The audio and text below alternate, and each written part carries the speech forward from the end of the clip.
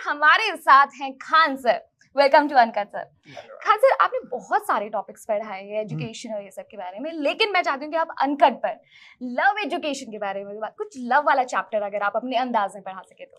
पहले लड़कों को ना जिम्मेदारी रहनी चाहिए पढ़ाई लिखाई की, पहले वो सेटल्ड हो, उसके बाद की ये सब चीजें होती हैं। ये फिल्मों में ठीक लगता है, आया कोई हीरोइन देखा निकल दिया, रियल लाइफ में ये सब कुछ नहीं होता है। वरना फिर अगर वो सेटल नहीं रहेंगे तो फिर लात खाएंगे, फिर ब्लेम करेंगे वो ऐसी थी वैसी थी।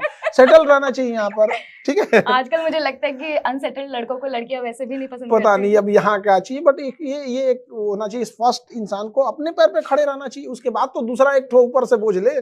अपना पैर जमा नहीं, एक ठो लेके खोजने निकल गए यहाँ पे, फिर लात खा के आएंगे। लेकिन सर आपको क्या लगता है कि ये जो पढ़ाई जैसे आईएएस बनने के लिए, डॉक्टर बनने के लिए इतना टाइम लग जाता है, और अगर आपके हिसाब से उनको इस टाइम पर पढ़ाई करनी चाहिए, अपने पैरों पे खड़ा होना चाहिए, लेकिन इतने में बाल जा रहे हैं? नहीं जाते, बाल नहीं जाते, टाइम बहुत होती है एकदम। ये कहने के लिए होती है कि बाल चले गए यहाँ पे। अगर सीरियसली पढ़ाई करेंगे तो बहुत जल्दी हो जाएंगे। और वही इधर उधर जो आप बता रही है ना, इधर उधर ताक झाक करेगा तो फिर बाल तो जाएगा ही जाएगा उसका। तो आप कह रहे हैं कि वो इधर उधर ताक झाक में बाल जाते हैं, पढ़ाई करने से बाल नहीं जाते? नहीं, हाँ। ट्रोलिंग के बारे में आपका क्या कहना है, हेट कमेंट्स के बारे में? क्योंकि जब हम वीडियोस बनाते हैं तो हमें तो बहुत सारे हेट कमेंट्स मिलते हैं। लोग भगवान को नहीं छोड़े तो हम लोग की डेगची के मसाला है यहाँ पे, लोग उनको ट्रोल करके रख देते हैं। लोग क्या, कौन ट्रोल नहीं हुआ है? आप भगवान से लेके नीचे से सारे लोग ट्रोल करने वालों को छोड़ना चाहिए। लेकिन हाँ, इतना करना चाहिए कि हम अपने ओर से सही बात बताएं, चाहे उसके लिए जो भी हो। कोई ऐसा नहीं होना चाहिए कि ट्रोल वगैरह, सत्यता पर रहनी चाहिए किसी को। खान सर को हेट कमेंट्स और ऑनलाइन ट्रोलिंग से कोई फर्क नहीं? उनको पता ही नहीं कि सब हम पढ़ भी नहीं करते हैं। आप अपने कमेंट्स नहीं पढ़ते हैं? नहीं, कमेंट पॉजिटिव रहता है, उसको आदमी ध्यान देता है। अब जो इंसान जो लाइफ में कोई मतलब पॉजिटिव चीजें नहीं ले आ सकता है, तो उसको लाइफ में ले आने की क्या जरूरत है? ऐसे लोगों से बच के रहना चाहिए। कि मिलियंस फैंस हैं, सब्सक्राइबर्स हैं, तो अब मुझे बताइए कि कोई क्रेजीएस्ट फैन मिला तो कोई क्रेजीएस्ट? हम लोग एजुकेशन वाले हैं, तो हम लोग के यहाँ जो लोग भी हमें जुड़ते हैं ना, वो भी या तो पढ़े लिखे होते हैं, अगर पढ़े लिखे नहीं है तो एटलीस्ट उनका मेंटल लेवल पढ़े लिखे वालों का होता है। और आके वो ये कहते हैं कि सर हमें तो नहीं मौका मिल पाया पढ़ने के लिए, लेकिन हम बच्चों को जरूर पढ़ाते हैं। तो दो टाइप के पढ़े लिखे लोग मिलेंगे, एक दिमाग से वो पढ़े लिखे हैं और एक जिनके पास मार्कशीट है। तो हम लोग क्या है ना, जिनके पास मार्कशीट है बस उन्हीं को समझ जाते हैं कि ये पढ़े लिखे हैं। समाज में ऐसे बहुत सारे लोग हैं, हमारे बूढ़े बाबा दादा, हम बहुत सारे ऐसे लोगों से सीखे हैं बहुत सारी चीज, जिनके पास कोई सर्टिफिकेट नहीं। और हमारा समाज जो जीत गया वो सिकंदर, जो हार गया उसको बंदर भी नहीं समझते हैं। ये गलत चीजें हैं। लेकिन सर ह्यूमर कितना जरूरी है इस टाइम में, मतलब ऑनलाइन एजुकेशन में ऐड हो जाए तो? टीचर को पहली बात क्या आना चाहिए, पढ़ाने से पहले मेहनत करना चाहिए उसको। पढ़ाई में ना कभी बोरिंग हो सकती है, ना ही कभी उसमें नींद आ सकती है, मतलब कुछ नहीं हो सकता। असल में अगर टीचर मेहनत करके आए हैं, तब आए यहाँ पे, हाँ क्लास लेना है चल दिए, ऐसा नहीं हो सकता। 1 घंटा पढ़ाने के लिए पीछे 5 से 7 घंटे मेहनत करने होते हैं। तो ये मेहनत जरूरी है। आप ऐसा, मुझे ऐसा लग रहा है जैसे आपने अभी बताया है कि एक टीचर ऐसा होना चाहिए, तो आपका कोई ऐसा एक्सपीरियंस रहा होगा कि हाँ भाई आपका कोई बोरिंग टीचर रहा होगा और उसके बाद आपने सोच लिया मैं अगर पढ़ाऊंगा बच्चों को तो ऐसे नहीं पढ़ाऊंगा, ऐसा कुछ किस्सा? जब 10th में पढ़ते थे तो 10th में हर एक सब्जेक्ट पढ़ने होते हैं, उसका सिलेबस काफी ब्रॉड होता है। तो हमको बायोलॉजी से बहुत दुश्मनी टाइप का होता था, हम बायोलॉजी क्लास में भाग जाते थे। इवन कि जब मेरे मैट्रिक 10th के एग्जाम में आया ना, तो बायोलॉजी का जो सेक्शन है, हम फिजिक्स केमिस्ट्री से पास हो जाएंगे, इसको तो हम देखेंगे भी नहीं। उसको हमने सोचा कि कैसे निकले यहाँ से।